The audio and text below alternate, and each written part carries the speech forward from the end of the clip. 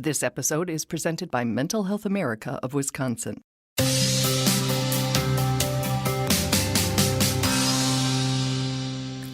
Hello, and welcome to the Giving Voice to Depression podcast. We are your co-hosts, Bridget and Terry.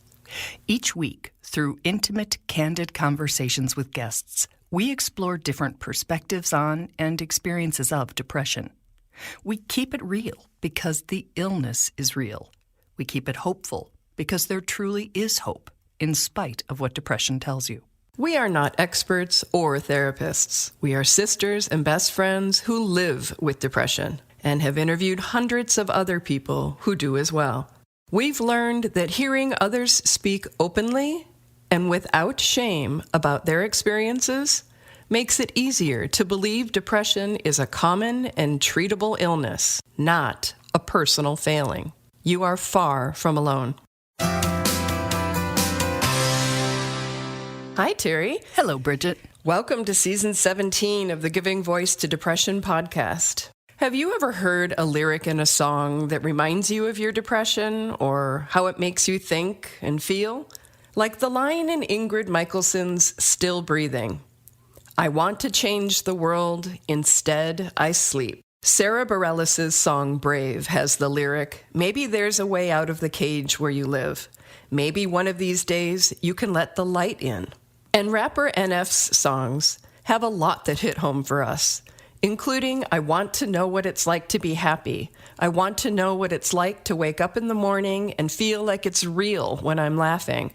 I want to know what it's like to sit down with my friends and feel like they might understand me. Or, she used to laugh, but now she's crying, sick of the pain.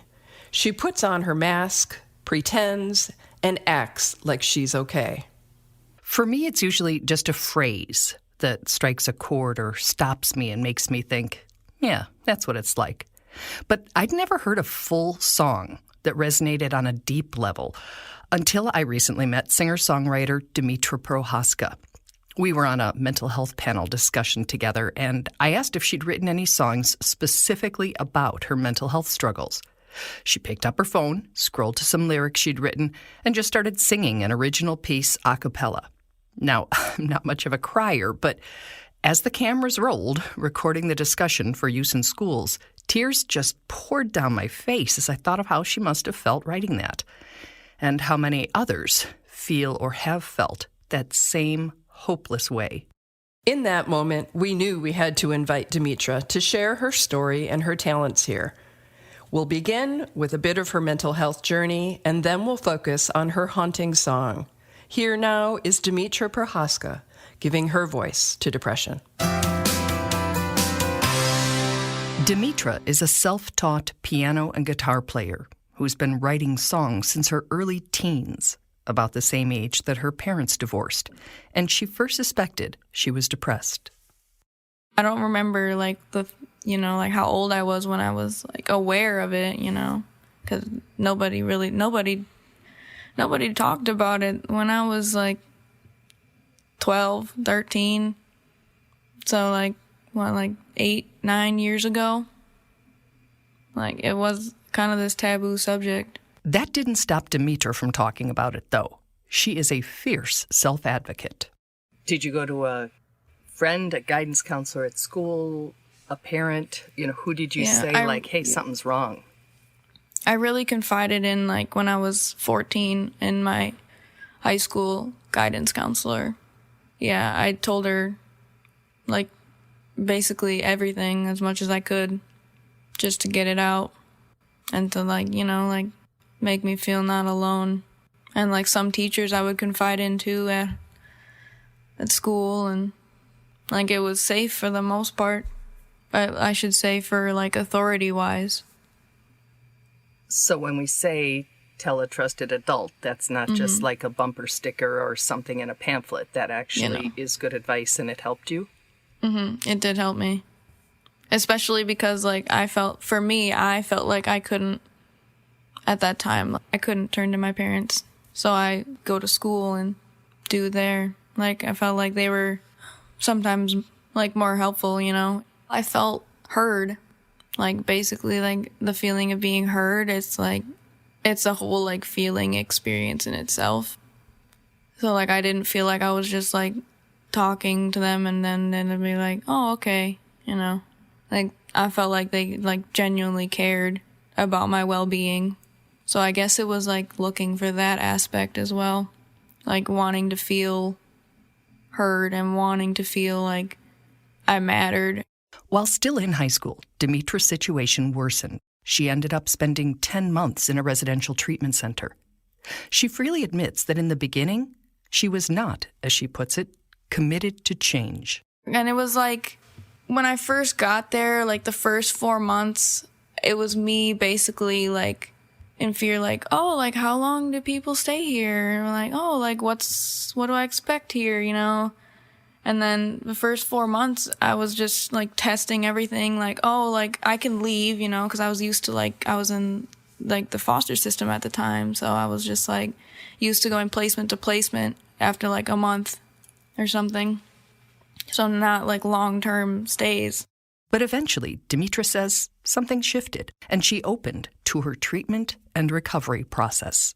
Sure, people sometimes fake it till they make it, but I was like, if I'm here, I'm going to make the most of it.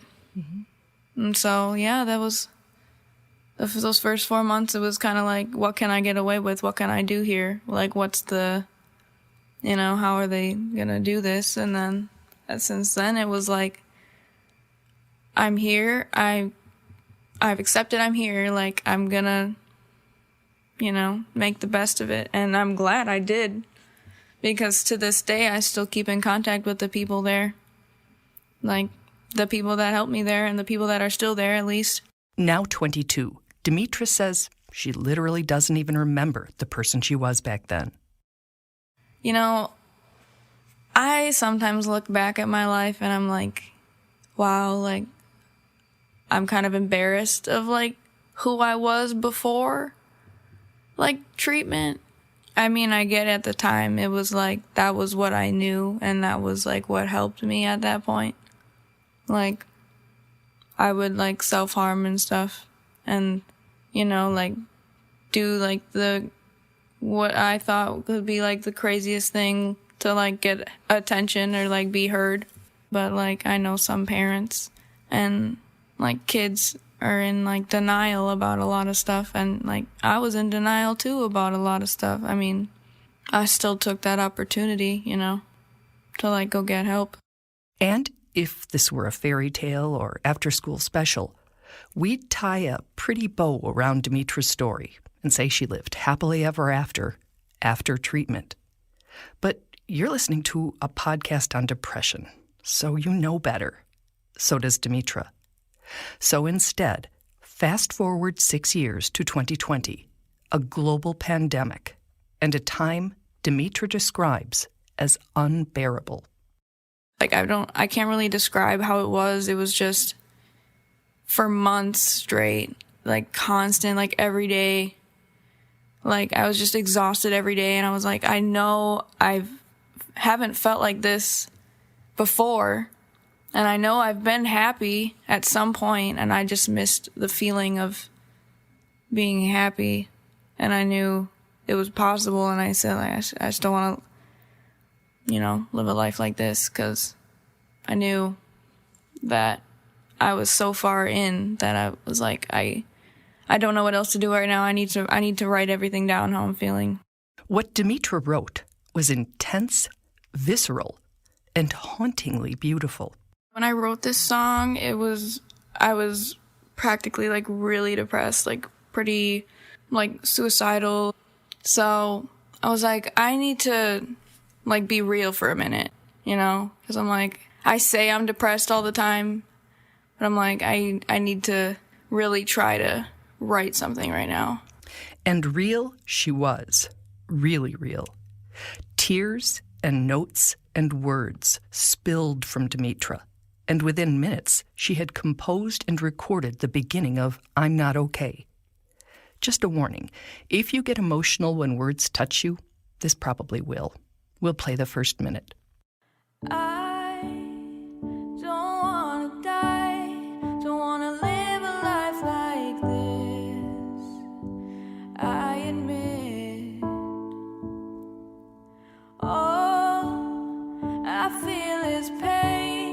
like it'll never go away.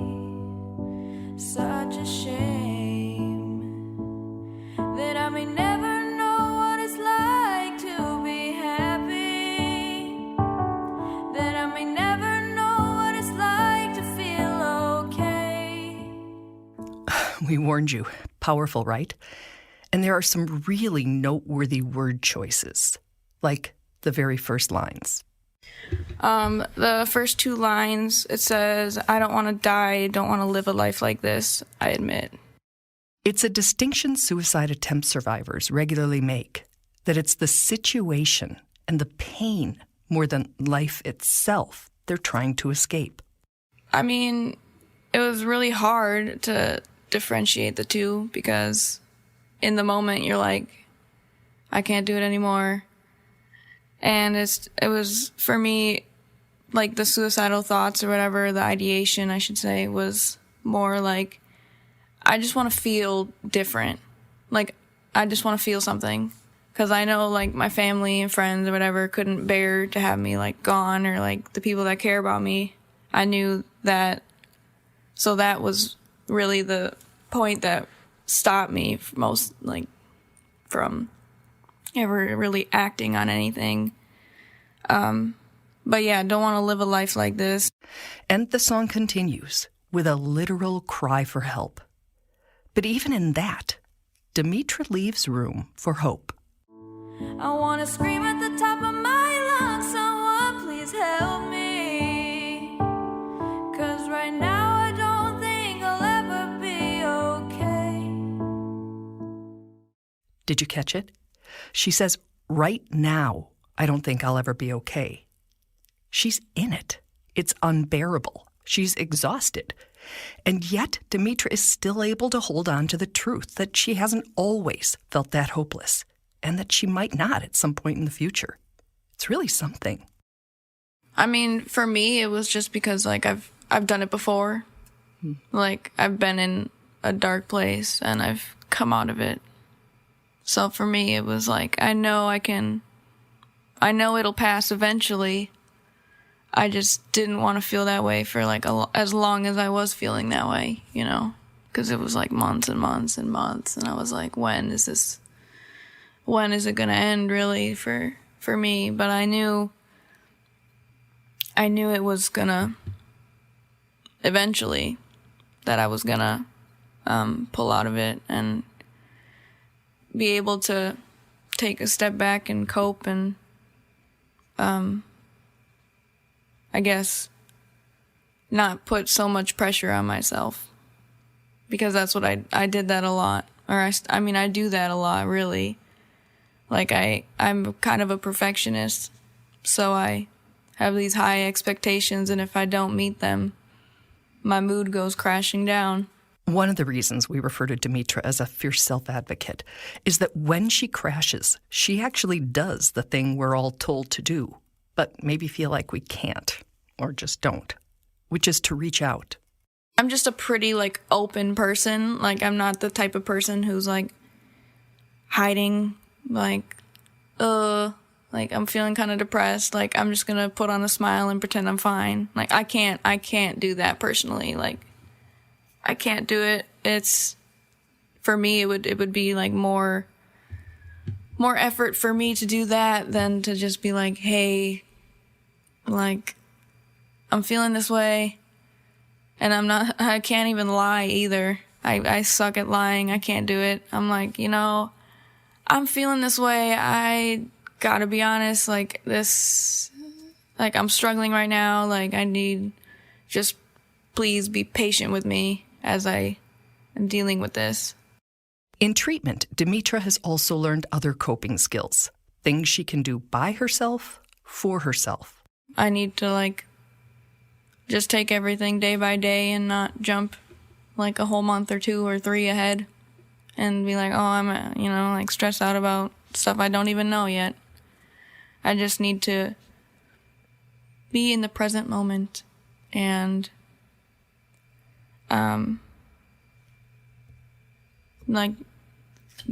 check in with myself, like, how are you feeling right now?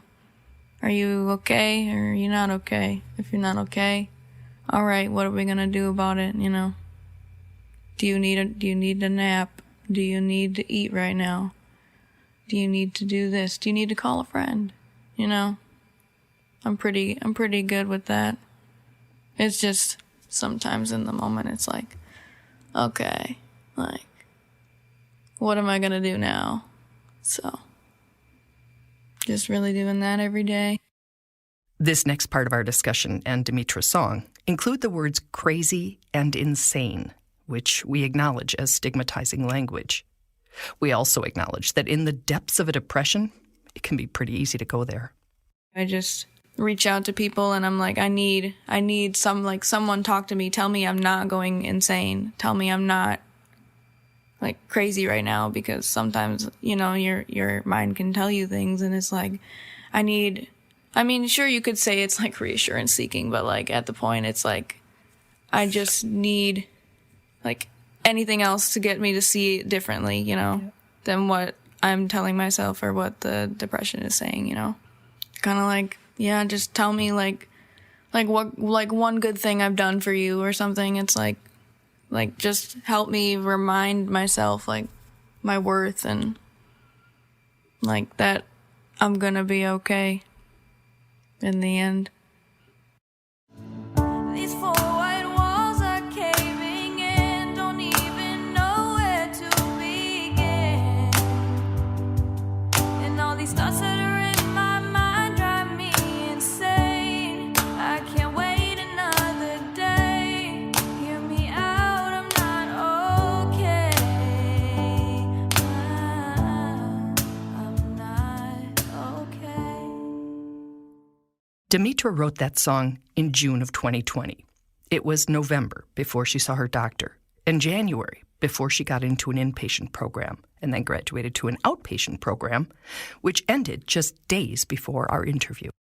To be honest, I think after I wrote that song, like, you know, it was just like I was in such a downward spiral. It was just getting worse and worse after I wrote that song.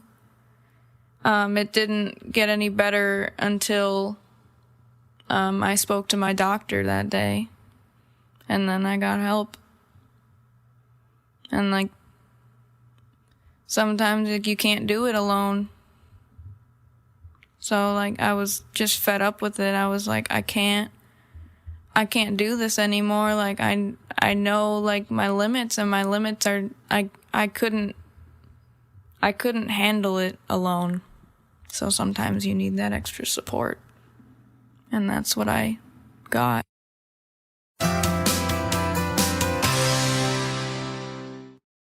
Wow, Demetra just shared with us so many coping skills, you know, asking for help, reaching out to others, asking people to be patient. Do I need a nap? Do I need to eat? All of it. I mean, reflecting on asking people. I mean, what an act of courage to ask people to reflect back to you your value or your worth or your contribution, because you totally lose touch of what your value is when you're in a hard place. Right. Just tell me one thing I've done for you. Tell me who I am. Remind me of my value. Exactly. Yeah, I learned a lot from her. And right? So wise. And such a beautiful song. I literally had goosebumps on my goosebumps. I've never even heard that, but I must say... Well, it was literal. Well, having cried in public while I was being recorded, I can say it had the exact same effect on me. So I'm really grateful to her. Which says a lot, because you really don't cry much. It does say a lot. So, and a shout out to the counselors and teachers, not only in Demetra's life, but in so many people's, that she was able to feel heard is just so huge. As she said, it's a whole experience in itself. And also just a quick revisit of the last thing that Demetra said, where she said, I just couldn't do it anymore. I knew my limits, and I couldn't handle it alone. So sometimes you just need that extra support. I don't know if we're in a position to give permission, if anybody needs permission, but if somebody is listening to this and just needs a little nudge that it's okay to say, I'm not okay, this was quite the nudge. And for those of us who are always looking for a way to support somebody who needs support, I mean, over and over, we're told, I don't know what to do. I don't know how to handle that moment. Holding up that mirror to reflect back their value and contribution is a doable, free thing that we can all do. Even if they don't ask for it, we can do that. Very, very good point. I think it's not only doable and free, but I think it's powerful. Absolutely. Thank you. Thank you, Demetra. Thank you, Bridget. And I'm so glad to be starting season 17 of this podcast. And we're going to close this episode out by playing Demetra's full song, I'm Not Okay. It will last about 2.5 minutes long, and we'll also link to Demetra's YouTube channel so that you can hear more of her music. Thank you for sharing so much of your wisdom with us, Demetra. I don't wanna die, don't wanna live a life like this. I admit, all I feel is pain, like it'll never go away. Such a shame that I may never know what it's like to be happy, that I may never know what it's like to feel okay. I wanna scream at the top of my lungs, someone please help me, 'cause right now I don't think I'll ever be okay. These four white walls are caving in, don't even know where to begin, 'cause all these thoughts that are in my mind drive me insane. I can't wait another day, hear me out, I'm not okay. I'm not okay. I don't wanna cry, don't wanna live a life afraid who I became. Oh, I see is scars beating around my broken heart. I'm torn apart. Yeah, I may never know what it's like to be happy. Yeah, I may never know what it's like to feel okay. I wanna scream at the top of my lungs, someone please help me, 'cause right now I don't think I'll ever feel okay. These four white walls are caving in, don't even know where to begin, and all these thoughts that are in my mind drive me insane. I can't wait another day, hear me out, I'm not okay. I'm not okay.